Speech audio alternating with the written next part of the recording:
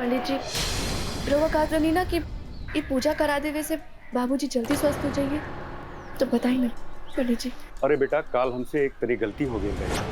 असल में मुहूर्त खाली 1 घंटा का रहे और हम भूल गए रही कि रउआ लोग से पहले हम एक दूसरे परिवार के यही मुहूर्त में पूजा खातिर हाँ कह दिए रहे।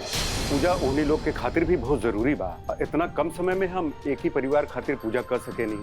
वो लोग भी ऐजा आ गए बाड़न, वो लोग भी तोहरा पीछे खड़ा बाड़न।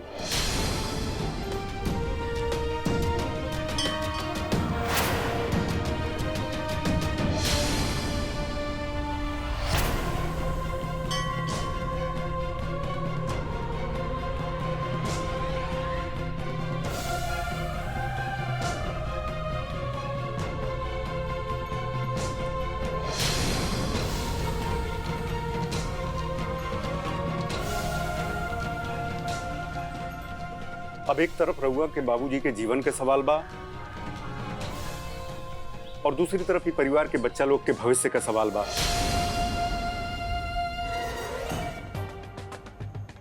अब रउआ लोग आपस में फैसला करी कि केकर पूजा पहले हुई। हम तो धर्म संकट में पड़ गए बानी।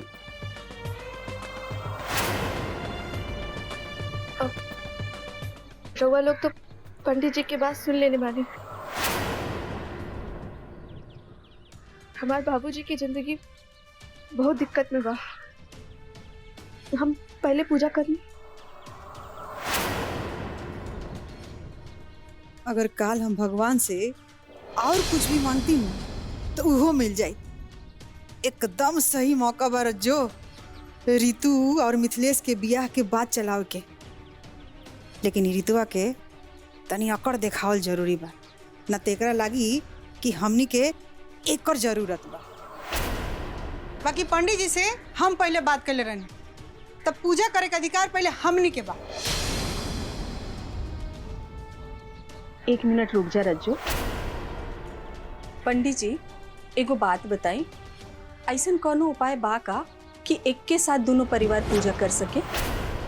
देखिए, तबे संभव रही जब रउआ दोनों के परिवार में कोनो संबंध रहे।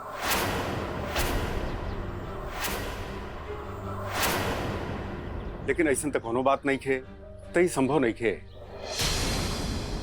अब जे परिवार के पूजा करावे के बाद ते जाए पूजा के सामान लेके आवे। रितु बेटा, जा पूजा के सामान लेके आवा। मिथिलेश बेटा, जा पूजा के सामान लिया।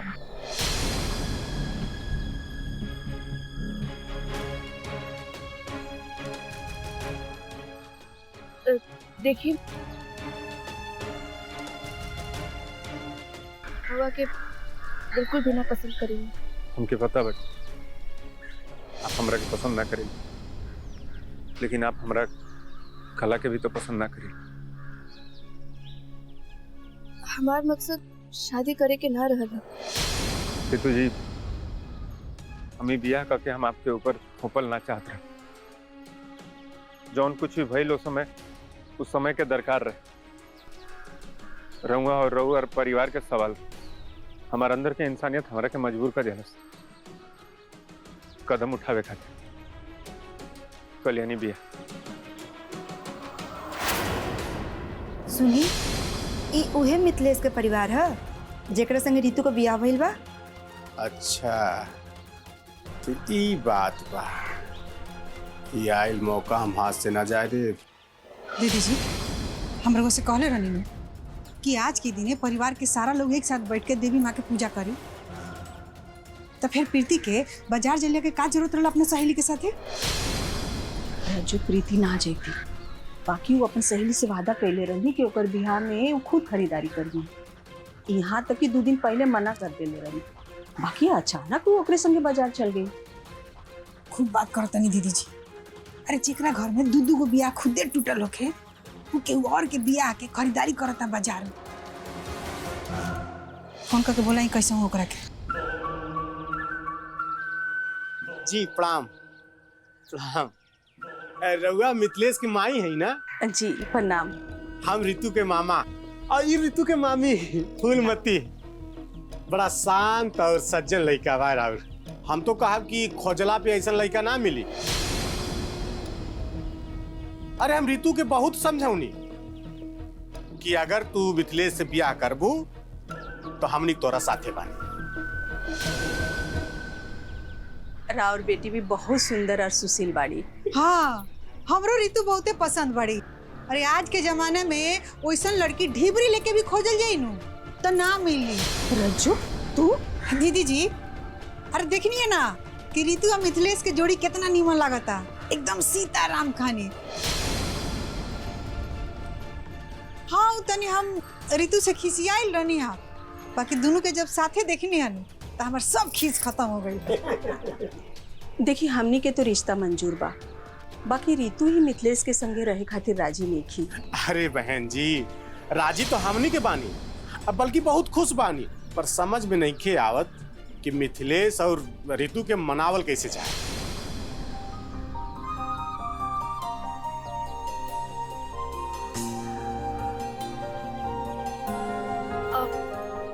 हम रउआ के साथे ब्याह नहीं करल चाहत रहनी, पर देखो ऋतु जी, आपकी कुछ बोले से पहले हम आपसे कुछ बोलना चाहते कि सच पूछे तो हम शादी ना कर चाहते नहीं, पर जब बच्चा लोग ना मानेला तो हमनी के बड़का लोग के उनका मनावल जाई। सही कहा तनी रहुआ, हम ये सोचतनी कि अब हमनिए के कुछ करो के पड़ी। अगर कैसे भी कके ऋतुआ बियाह कलित नु मिथिलेश से, तो हमरा तो दुन्नू हाथ में लड्डू मिल जाए। एक चैताली के गौना हो जाए और मिथिलेश के जिंदगी बर्बाद हो जाए, काहे कि ऋतु ओकरा के अपन पति के रूप में तो स्वीकार करी ना। जब दोनों परिवार राजी बा तो देरी कौने बात के। हम तो कहा मिथिलेश और ऋतु के ब्याह जल्दी करा दिहल जाए, यही में सबके भलाई बा। कहीं रउआ लोग खाली मांग में सिंदूर भरला के बियाह तो ना समझता नहीं। उस दिन ऋतु के माई मतलब हमार बहन मालती सदमा में रहली है, यही से कुछ ना कह पानी है। अब आधा अधूरा शादी हमनी तो हमनिए के कुछ करे के पड़ी। माई ये सब का हो रहल बा? तू कब फिर मिथिलेश भैया के पक्ष में हो गई लो? जब ऋतु जी साफ साफ कह चुकल बाड़ी कि ओकरा के शादी मंजूर नहीं खे, तो तू काहे ओकरा के शादी करावे के पीछे पड़ल बाड़ू? चैताली, एकदम खामोश रह। मंदिर में खड़ा होके अच्छा बोले के चाहिए। हम तहार माई हई चैताली, तारा का लगा कि हमार बात रिकॉर्ड करके सबके सुना के तू अपन गौना से बच जाइबू? पर हम ही ना होके दे बेटा, तहार विदाई खातिर हम कुछो करे, कुछो। ठीक बा, पहले रउआ बोला का कहल चाहता नहीं। ना ऋतु जी, पहले आप बोली। जे बात कहे में हिचकिचाहट होले ओकरा के लिख के बताओ दे चाहिए। शायद आप सही कह रहे हैं, यह ठीक रहे।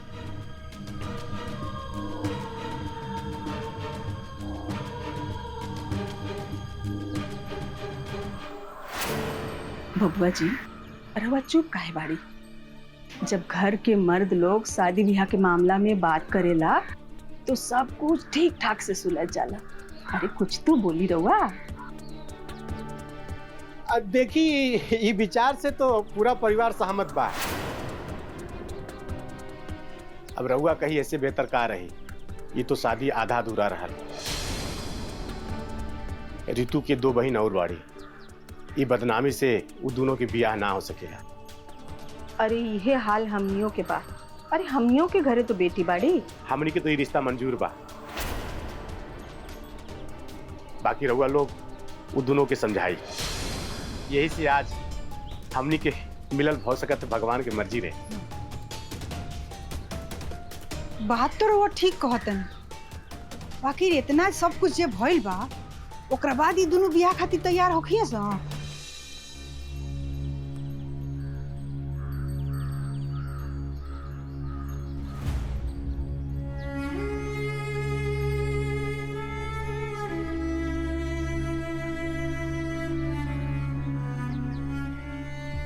हमार मजबूरी ई बा कि चताले के गौना हमनी के बियाह पे टिकल बा, नहीं तो ओकर गौना टूट जाए।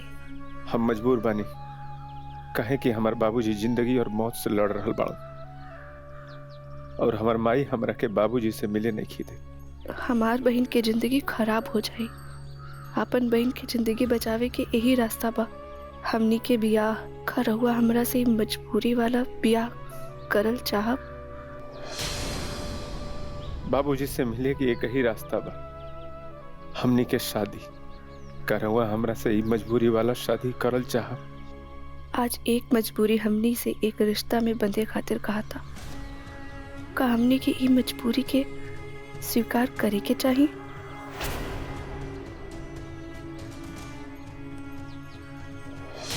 अगर हमनी के शादी कर भी ले तो का ई मजबूरी के रिश्ता कोनो भविष्य हुई? का हमनी के ई मजबूरी के स्वीकार करे के चाहिए?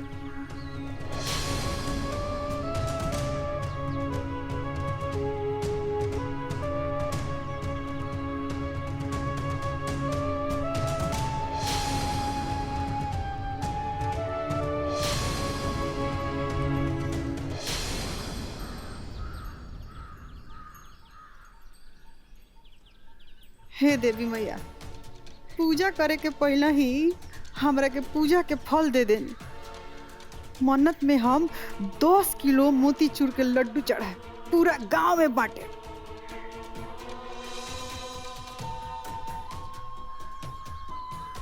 पंडित जी, अरे रुए कुछ करी ना कि जैसे कि हमनी के घर के सुख शांति भी वापस लौटाए और ऋतु मिथिलेश के बियाह हो जा। बड़ा कठिन काम दे दिले बाड़ी हमरा के। अरे का पंडित जी, रुआ तो मुश्किल से मुश्किल काम चुटकी में आसान कर दिले। अरे कोनो तो उपाय होखी, ना तो हमनी के यहाँ आइल सब बेकार हो जाए।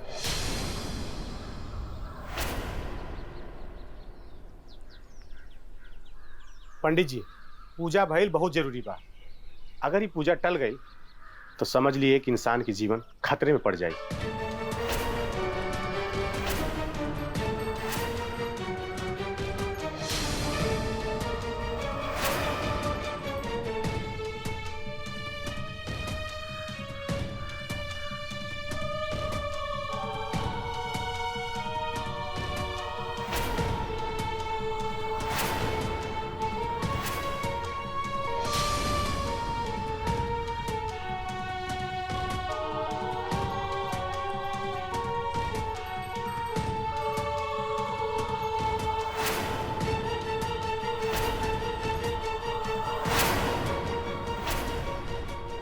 ऐसा ना हो, हमने के दोनों परिवार मिल के पूजा करब जा।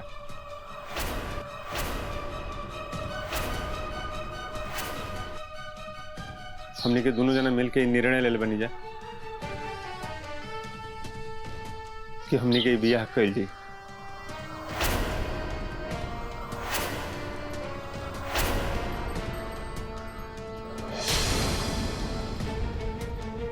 जैसे कि अगर दोनों परिवार राजी बाटे तो हमने के आप लोग उनके निर्णय के मान रखे के पड़ी। बहुत बढ़िया फैसला ले लू ऋतु बिटिया। शादी होते ही ना सबसे पहले ये खबर हम जीजा जी के दे और मालती बहन से कह दे कि तोरा के जीजा जी से मिले दे। हैं? ए बेटा, तहरा ही निर्णय से तहार और तहार बहन की जिंदगी दोनों के संवर जाए। बाकी री जिद्दी लड़की कि मनैला है कैसे? कोनो चाल तो नहीं खे कर? ना चाची जी, ऐसा कोनो बात नहीं। ये जौन कुछ भी हो रहा बा भोलेनाथ की मर्जी से हो रहा, आप परेशान मत। चलिए, अब तो एक समस्या का समाधान मिल गई। अब शुभ काम में और देरी ना करे के चाहिए।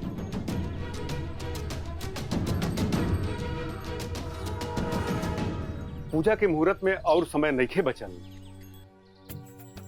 ई दोनों का ब्याह जल्दी करा दिहल उचित हुई। शादी के बाद एक साथ दोनों परिवार एक साथ ही पूजा कर लें।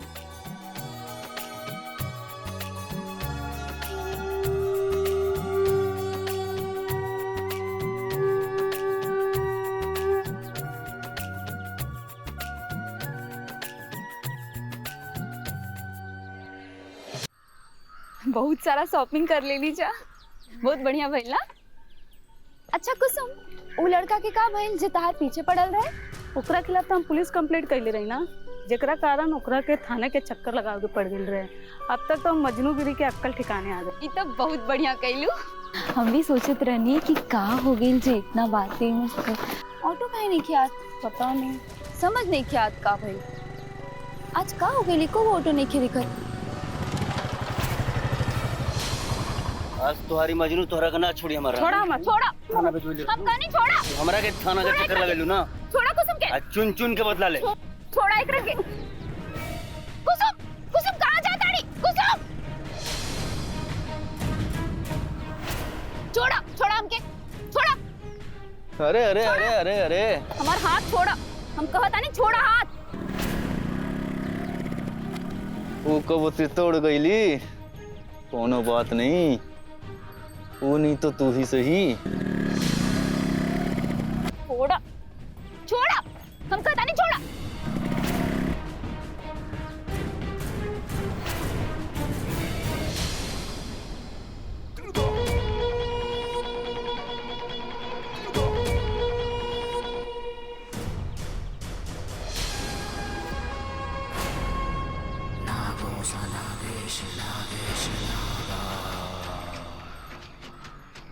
बहुत दिन से तहनी लोग के खोजत रहे।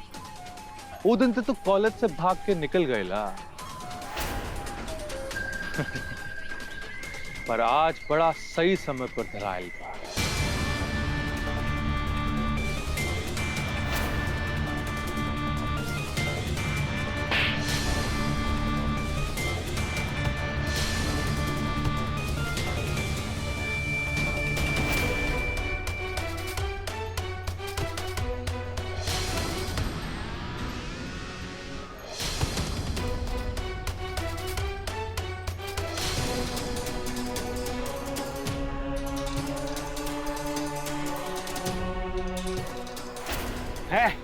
एकरा के इज्जत से बिठा के अस्पताल लेके जा। चला।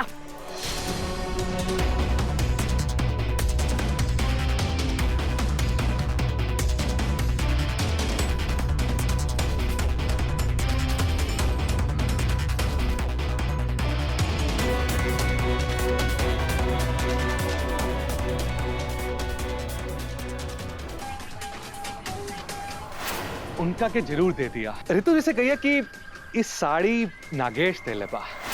तू हमारी इज्जत काहे बचैला?